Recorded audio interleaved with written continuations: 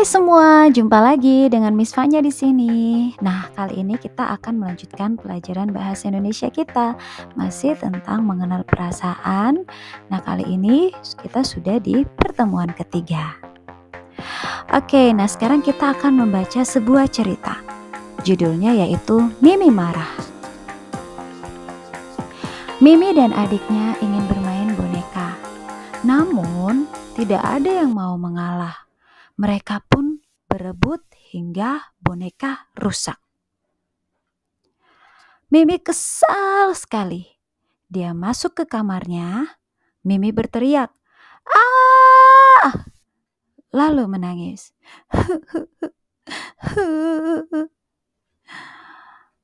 Setelah beberapa saat, Mimi merasa lega. Angin membuatnya merasa sejuk. Dari jendela, Mimi mengintip keluar. Ternyata adiknya menunggu di luar kamar. Dia sudah memperbaiki boneka yang rusak. Mereka akhirnya saling minta maaf, kemudian mereka bersepeda bersama. Sekian cerita yang berjudul Mimi Marah. Wah, ceritanya singkat, tapi bagus ya. Oke, nah selanjutnya. Tanda titik dipakai pada akhir kalimat pernyataan. Nah, kalimat diawali dengan huruf kapital. Contoh, dia masuk ke kamarnya. Huruf D di sini merupakan awal kalimat sehingga dia harus ditulis dengan huruf kapital. Lalu kalimat pernyataan diakhiri dengan tanda titik. Tahu ya simbol tanda titik? Contoh, angin membuatnya merasa sejuk. Titik. Nah, selanjutnya, dalam menulis sebuah kalimat kita perlu memperhatikan penggunaan tanda titik. Tanda titik merupakan tanda akhir dari suatu kalimat atau kalimat pernyataan. Contoh, aku senang saat menang dalam permainan. Titik. Lalu aku merasa takut saat gelap. Titik. Kemudian aku terkejut saat mendengar suara petasan. Titik. Lalu awal kalimat harus ditulis dengan huruf kapital ya. Nah, selanjutnya tanda titik berfungsi juga untuk memisahkan dua kalimat. Contoh, Dedi datang terlambat ke sekolah. Titik. Kalimat yang kedua, Dedi merasa malu kepada teman-temannya. Titik. Kemudian, Made memiliki seekor kucing. Titik. Made senang saat memandikan dan merawatnya. Titik. Jangan lupa awal kalimat harus ditulis dengan huruf kapital.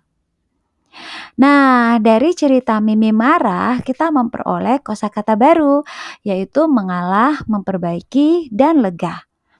Nah, definisi kata menurut KBBI atau Kamus Besar Bahasa Indonesia, yang pertama, mengalah artinya tidak mau mempertahankan haknya.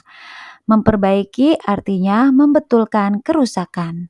Lega artinya berasa senang atau tentram, tidak gelisah atau khawatir lagi. Oke, nah sekarang kita berlatih menggunakan kosakata baru.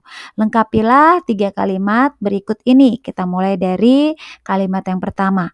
Ibu membantu Vero ... buku yang sobek. Kata mana yang kita gunakan untuk melengkapi kalimat pertama? Mengalah, memperbaiki, atau lega? Iya, betul sekali, memperbaiki. Ibu membantu Vero memperbaiki buku yang sobek. Lalu kalimat yang kedua, Tisa sering ... saat bermain dengan adiknya. Kata mana yang digunakan untuk melengkapi kalimat yang kedua? Mengalah, memperbaiki, atau lega? Iya, betul, mengalah. Tisa sering mengalah saat bermain dengan adiknya. Lalu kalimat yang ketiga, Roni merasa ... karena penilaian harian sudah selesai. Kata mana yang kita gunakan untuk melengkapi kalimat nomor 3? Mengalah, memperbaiki, atau lega? Iya, betul sekali, lega. Roni merasa lega karena penilaian harian sudah selesai. Nah, selanjutnya kita akan menjawab pertanyaan-pertanyaan berikut ini. Yang pertama, mengapa Mimi dan adiknya bertengkar? Iya, karena mereka sama-sama ingin bermain boneka. Lalu pertanyaan yang kedua, perasaan apa saja yang dialami Mimi dan adiknya? Betul sekali, marah, sedih, menyesal, lega, dan senang. Lalu pertanyaan nomor 3, bagaimana cara Mimi menunjukkan kemarahannya? Iya, cara Mimi menunjukkan kemarahannya yaitu Mimi masuk ke kamar, berteriak, lalu menangis. Pertanyaan yang keempat, apakah kalian setuju dengan cara itu? Mengapa? Setuju, karena dia tidak memukul adiknya. Lalu pertanyaan yang kelima, jika menjadi adik Mimi, apa yang akan kalian lakukan? Ya, yang akan saya lakukan, aku akan minta maaf kepada kakakku. Wah, kalian hebat. Nah, jadi sekarang kita mau lihat cara menenangkan diri. Yang pertama, kita bisa menarik nafas dalam-dalam. Lalu yang kedua, bermain ayunan. Lalu kita juga bisa menyendiri, lalu bisa mendengarkan lagu kesukaan kalian. Kemudian bercerita kepada orang tua atau teman. Kemudian kalian juga bisa melukis, lalu bersepeda.